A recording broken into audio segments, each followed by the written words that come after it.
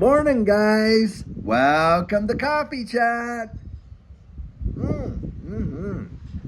Wow, is it ever windy and blustery today? I'll tell you what. Just kind of got the flags getting all battered in the back there. I'm going to have to tape it up or fix it or something like that. But boy, what a difference just one day makes, isn't it? Guys, you cannot make the nonsense up that they're coming out with today. I'll tell you what. I'm reading an article on the hedge there. And last month, the U.S. Senate, they made a resolution that basically was saying the $34 trillion of debt that this country owes is actually a national security threat. And then just a few days ago, they literally went out there and passed a $1.2 or $3 trillion spending bill. I mean, you cannot make this baloney up. I'll tell you what, wow. Reminds me of the scripture that says they want the form of godliness but deny the power thereof. Guys, these guys just want the reputation of, oh, we're going to be fiscally responsible without actually having any kind of allegiance or reality to that kind of premise. They do not. I mean, come on. We all know they are going to spend us right into oblivion. That is the plan. And think about this, guys. Come on. When you talk about the real powers that be, remember the golden rule of the world is he who holds the gold makes the rules. Well, who is that, guys? In this country, it's the Federal Reserve. Don't kid yourself. And a lot of these politicians, have you ever wondered, they get into, office and they're making, hey, a decent nominal, type income. By the time they're there, 5, 10 years, they're worth tens of millions of dollars. Isn't that quite amazing that happens? I mean, you just think about all these people that entered into office, nominal, kind of income, like maybe they are worth like 1 million, 1.2 million or something like that, like Elizabeth Warren right there, and now multiple millions. What, did she do that on her Senate salary? Not on your life. Come on, guys. She had to live on it, and what? Oh, and then turn around. Come on, it's just hogwash. Boy, I'll tell you what. But that's the narrative that they want to sell us. And the thing is this, they got people so addicted and buffaloed by the Fifth Estate. They're literally being spoon-fed, as we say, the narrative that's coming out of these players over here. Because do you think that we're getting fair and unbiased, journalism going on right now? Not on your life. I mean, last night we put on an article that Charles Gasparino had put out there. And Gasparino was coming out and he was taking a motion to dismiss, 2 motions to dismiss.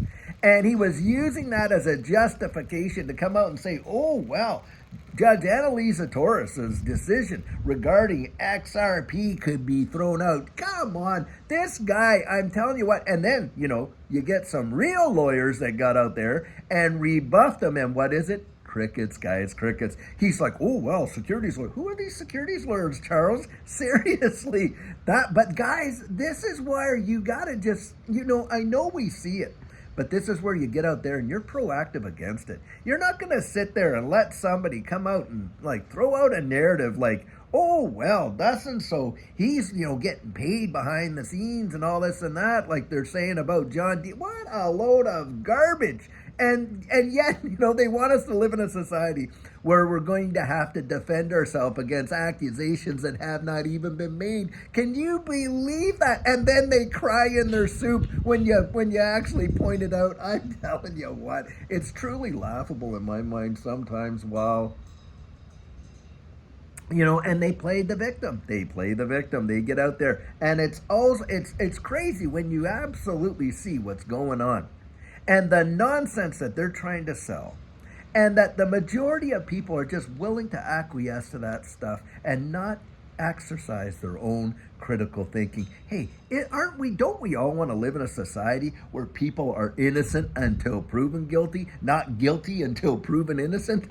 That's kind of how I believe anyway. Look, nobody wants to live in a society that's like that.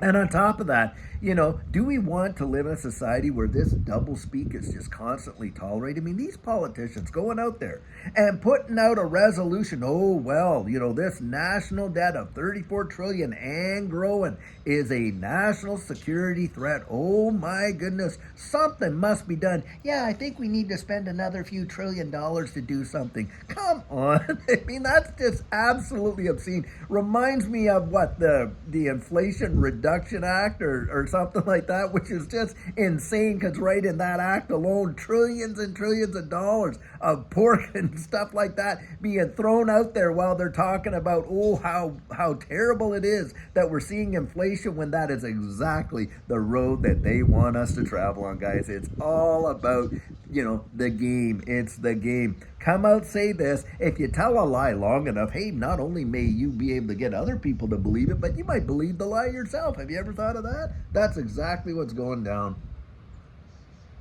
Some of these people genuinely believe their own press. Guys, I'm going to have to get a new flag because we can't have that, right? We can't have the wind knocking the flag down, not just half-mast, but full-mast. No way. I'm going to fix that right there, I'll tell you what, now that I see it. But guys, the point I'm making is this. We are being lied to. We are being sold a bill of goods. Exactly that. And if you get anybody out there that challenges the narrative and really starts to shine some light on it, what do? Well, they don't attack the argument, do they? Nope, they go out there and they attack the person. That is the kind of society that we're living in right now. And this is where we need to be just so extra vigilant.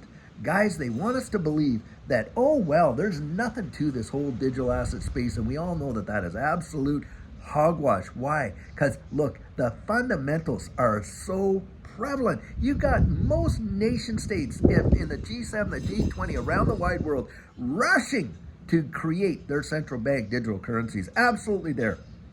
We know there's a massive, massive push for decentralized digital identities. Global. We know that that's there. We know the infrastructure is being laid right now, and with all the messaging standards and the ISO 222, that comes in, by the way, to full fruition by 2025.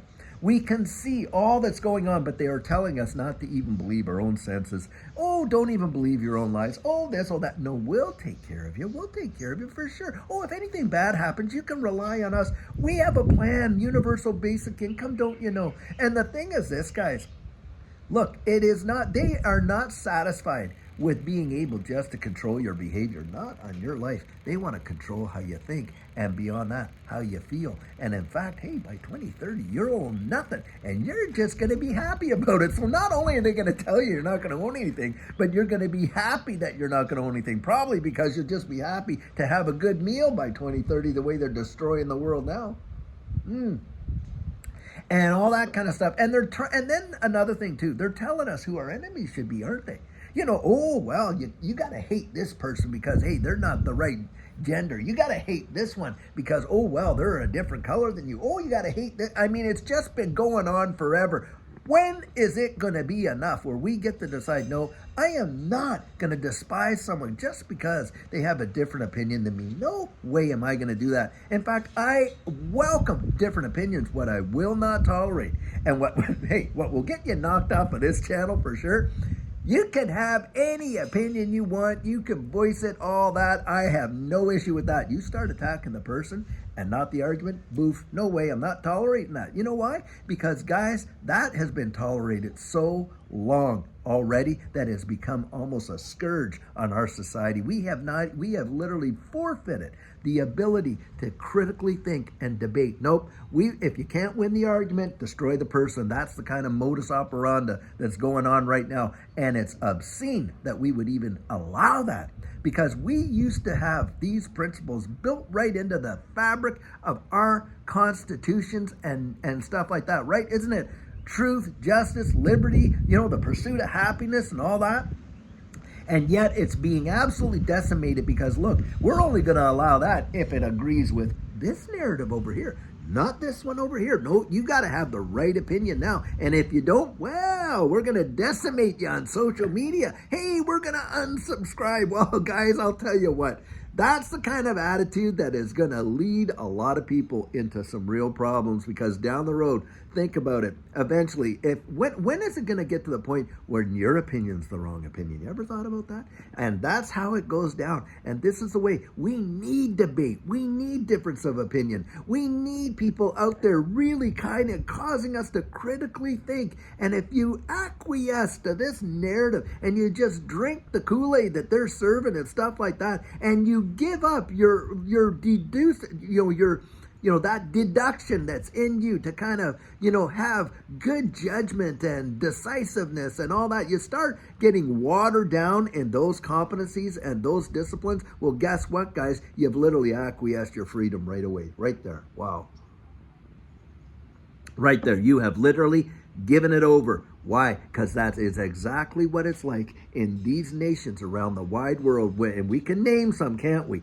Where your social credit score may dictate literally how you get to work, whether it's by bicycle or by bus or by whatever. And they start taking away liberties because you don't have the right attitude. Have you ever thought? I mean, it is obscene. And with central bank digital currencies, you had better believe you want to get out there and get your voice heard, because we do not want a system where your monetary instruments can literally control your behavior. And if you don't have the right opinion, hey, you might be shut right out of the financial circumstance. And if you think that cannot happen, just look north of the border from where we are here in the United States, because my home country, that is exactly what they did when they got a bunch of peaceful protesters that went all across the country, get to the Capitol, and they're peacefully protesting, hey, bouncy castles, handing out sandwiches, not one window broken. What did they do, guys? They got the military out there and literally herded them all away. And if people that supported that movement even donated $50, you know what they did? They seized and shut down their bank accounts. Now that is real. And now, by the way, that whole situation was argued through the courts, and the Supreme Court in Canada came out and said that it was absolutely unconstitutional and should have never happened. Do you think it stopped them? No, they knew that. They knew exactly what they were doing. They allowed it to happen, guys. And that's where we have to get up and stand for something. Hey, I love that. I think it was Aaron Tippin. If you don't stand up for something, you'll fall for anything. I think he was the guy who sang that in a song. You got to stand for something or you'll fall for anything. Boy, I'll tell you what, there's some real truth right there. Hey, wow. Guys, let's not be like that. Let's have a stand and look down the road at what's going on, because the world is changing fast, and we can absolutely be not only participants, not just spectators, but participants in it. This digital asset space, it's going to represent such a revolutionary change. Look, like I was saying there earlier on this last week, the internet, it's only been around for a little bit. Do you realize since the 90s, now the world cannot survive? The whole financial system would collapse on its ear if the internet totally went down. Well, guys, I think that's going to happen with this digital asset space. It's going to swallow the internet whole, and it won't be that long before the world can't live without it. Now, that's what I believe. Now, guys, I sure hope you're having an amazing day. And until later on, we have a fabulous video for you. Have a great one and take care.